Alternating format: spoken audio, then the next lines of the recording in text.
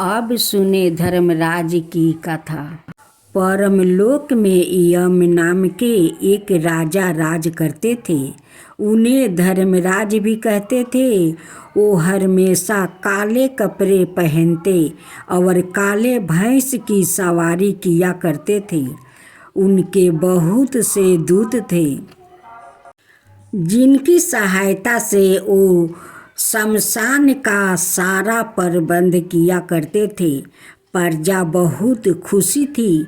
ना किसी को कभी भूख सताती थी और ना प्यास। इसलिए इस लोक में पृथ्वी पर रहने वाले मनुष्य अपनी आहू के दिन पूरे करके हंसी खुशी परलोक में रहने के लिए चले जाया करते थे।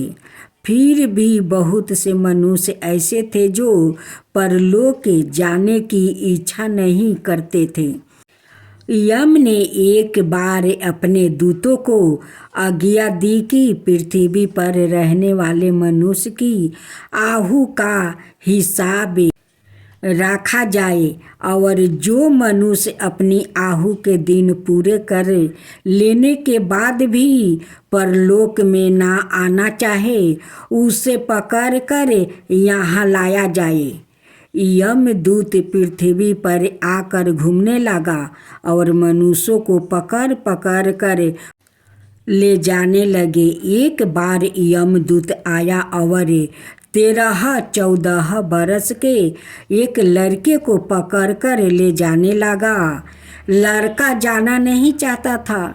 उसने अपने दोनों हाथों से कस कर एक खंभा को पकड़ लिया और यमदूतों से कह दिया, मैं परलोक नहीं जाऊंगा।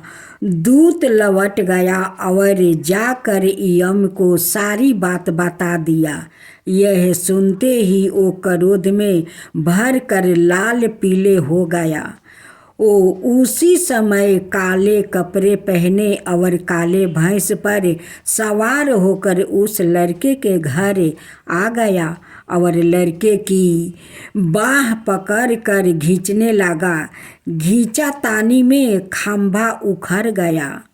वो खंभा कुछ दूर जाकर गिरा। शोर सुनकर बहुत से लोग वहाँ इकट्ठा हो गया। उनमें कैलाश पर्वत पर रहने वाले शिव भी थे। शिव ने यम से कहा, इस छोटे से लड़के को पकड़कर खींचते हुए तुम्हें शर्म नहीं आती है? छोड़ दो इसे और पृथ्वी पर फिर कभी मत आना। यम अपना सा मुंह बनाकर आपस लौट गया। उन्होंने अपने दूतों को भी पृथ्वी पर भेजना बंद कर दिया। उन्होंने आज्ञा दी कि कोई मनुष्य परलोक में आना भी चाहे तो उसे किसी रास्ते से ना आने दिया जाए। अब मनुष्यों को परलोक में जाना बंद हो गया। जो मनुष्य जन्म लेता वो फिर पृथ्वी पर ही रहता था। उसके बच्चे और बच्चे के बच्चे भी वही रहते थे। इस प्रकार कुछ ही दिनों में पृथ्वी पर रहने वाले बच्चों, जवान, स्त्री, पुरुष की संख्याएं इतनी अधिक बढ़ गई कि उनके रहने के लिए जगह की कमी होने लगी। खाने पीने की वस्तुओं भी इतनी कमी हो गई कि लोग भूखे मरने लगे। दुखी होकर लोग ने शिव जी के पास जाकर विनती की कि वो उनके लिए परलोक जाने के रास्ते खुलवा दे। शिव जी ने यम से कहा, तुम पहले की तरह अपने दूतों को पृथ्वी पर भेजते रहो। तब से यमदूत पृथ्वी पर बार बार आते रहते हैं और जिस मनुष्य की आहू के दिन पूरे हो जाते हैं उसे अपने साथ परलोक ले जाते हैं। अब भस्मासुर की कथा। अब से हजारों बरस पहले की बात है। शिव जी कैलाश पर्वत पर रहा करते थे। उनकी वाणी में अद्भुत शक्ति थी। वो जिसे जो कुछ कह देते वो सच हो जाता था। वो सारी कलाओं को जानते थे और नृत्य कला में तो उनकी बराबरी कोई नहीं कर सकता था। इस पर भी वो बड़े सरल भाव थे।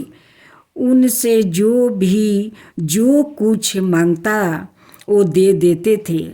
एक बार एक करूप जंगली जाति का मनुष्य उनके पास आया और बोला, महाराज, मैं आपके पास रहकर आपकी सेवा करना चाहता हूँ। शिव जी ने उसे अपने पास रखने की आज्ञा दे दिया। सेवा करते करते जब बहुत दिन बीत गया तो एक दिन शिव जी ने उसे कहा, मैं तेरी सेवा से प्रसन्न हूँ, बोल तू क्या चाहता है।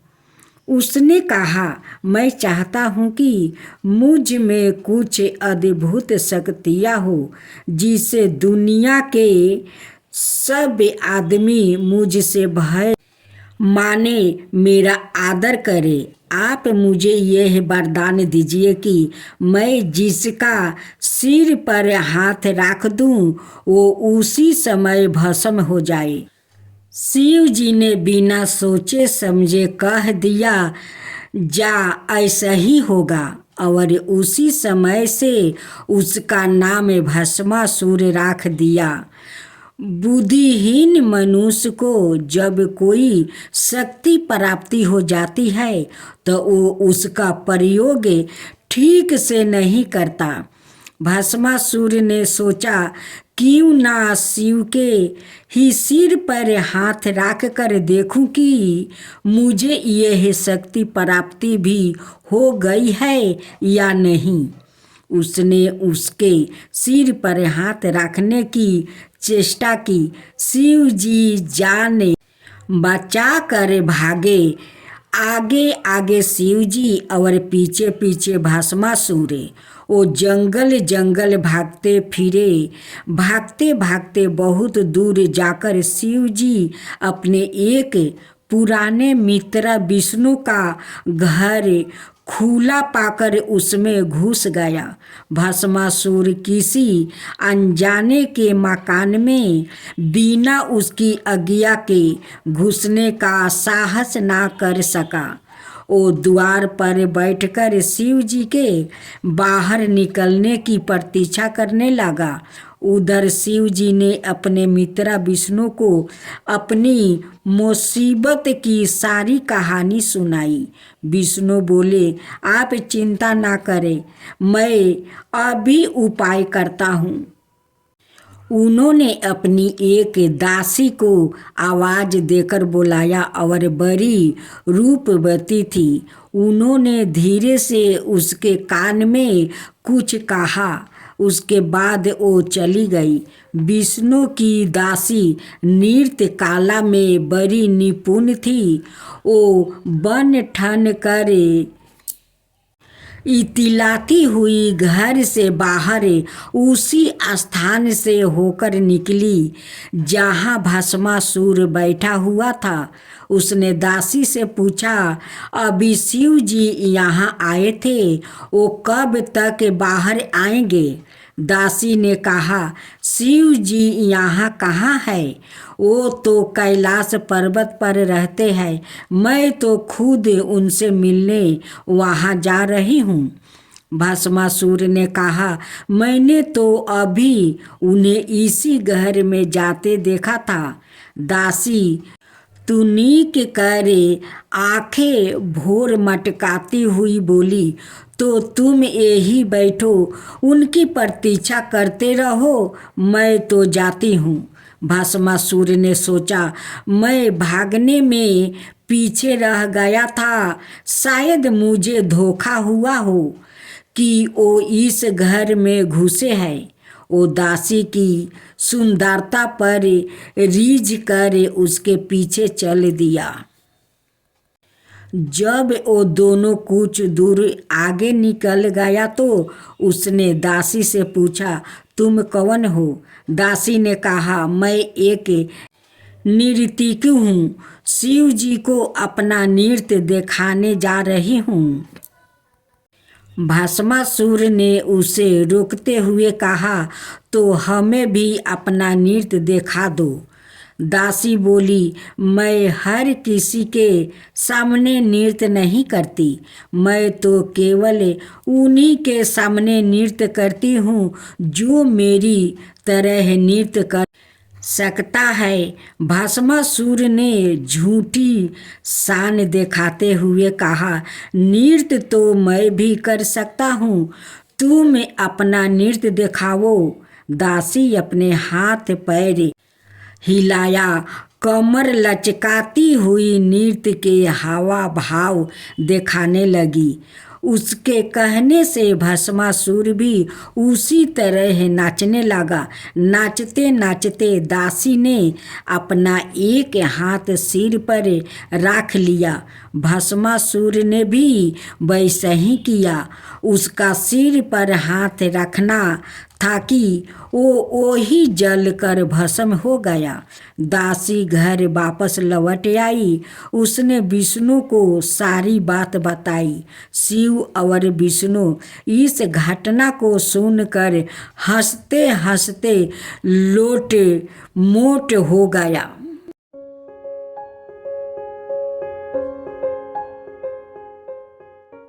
राधे राधे भक्तजनों, अब आप सुनेंगे भोले पार्वती और गणेश कार्तिकेय की एक साथ 5 व्रत कथा सुनेंगे। अगर मेरा कथा आप लोग का अच्छा लगे तो मेरे चैनल को सब्सक्राइब कीजिए और मेरे वीडियो को लाइक कीजिए। प्यारे भक्तजनों, शिव और पार्वती के 2 पुत्र थे, कार्तिकेय और गणेश। कार्तिकेय बड़े चतुर चालाक थे और गणेश बड़े सुस्त और आलसी। दोनों देखने में लगभग एक बराबर आहू के लगते थे। जब वो बड़े होकर विवाह के योग हुआ तो शिव पार्वती के सामने प्रश्न एक था कि दोनों में से पहले किसका विवाह किया जाए। उन्होंने एक दिन दोनों को अपने पास बुलाकर कहा, तुम अब बड़े हो गए हो, तुम्हें अब विवाह करके अपना अपना घर बसाना है। इसके लिए दुनिया के अनुभव ज्ञान की आवश्यकता होती है। इसलिए तुम दोनों जाओ और सारी पृथ्वी का चक्कर लगाकर आओ। तुम में से जो पहले आएगा उसी का विवाह हम पहले कर देंगे और जो बाद में आएगा उसका बाद में होगा। कार्तिकेय यह सुनते ही पृथ्वी का चक्कर लगाने के लिए चल दिया। गणेश जी गए पर थोड़ी देर बाद घर लौट आया। उन्होंने शिव पार्वती की चारों ओर एक चक्कर लगाया और उनके सामने आकर बैठ गया। शिव पार्वती ने पूछा, गणेश तुमने यह क्या नाटक किया? गणेश बोले, आपने अनुभव ज्ञान प्राप्ति करने के लिए ही तो पृथ्वी का चक्कर लगाने को कहा था। पहले प्राप्ति किए हुए अनुभव ज्ञान से जोड़े बिना कोई अपना ज्ञान को आगे नहीं बढ़ा सकता है। आपने पूर्वजों के अनुभव ज्ञान की जानकारी प्राप्ति किए बिना मनुष्य का ज्ञान अधूरा ही रहता है। इसलिए मैंने सोचा कि पहले आपका अनुभव ज्ञान तो प्राप्ति कर लूं। शिव पार्वती गणेश जी की यह कुछ ग्रह बुद्धि देखकर तंग रह गया। उन्होंने गणेश का विवाह दक्ष प्रजापति की पुत्री बुद्धि से कर दिया। बुद्धि से उनके 2 पुत्र हुआ। जिनके नाम शुभ और लभ रखा गया। कार्तिकेय जब पृथ्वी का चक्कर लगाकर लौटा तो मन ही मन बहुत प्रसन्न हो रहे थे कि गणेश तो अभी लौटा नहीं होगा, इसलिए उनका विवाह पहले हो जाएगा। जब उन्हें यह गाता हुआ कि गणेश का विवाह हो गया है और उनके 2 पुत्र भी है, तो उन्हें बड़ी निराश हुई। उन्हें यह लगा कि इनके माता पिता ने उनका साथ बड़ा अन्याय किया है और बहाना करके उन्हें घर से दूर भेज दिया था। इसलिए उन्होंने विवाह ना कराने की कसम खा ली और कभी विवाह नहीं किया।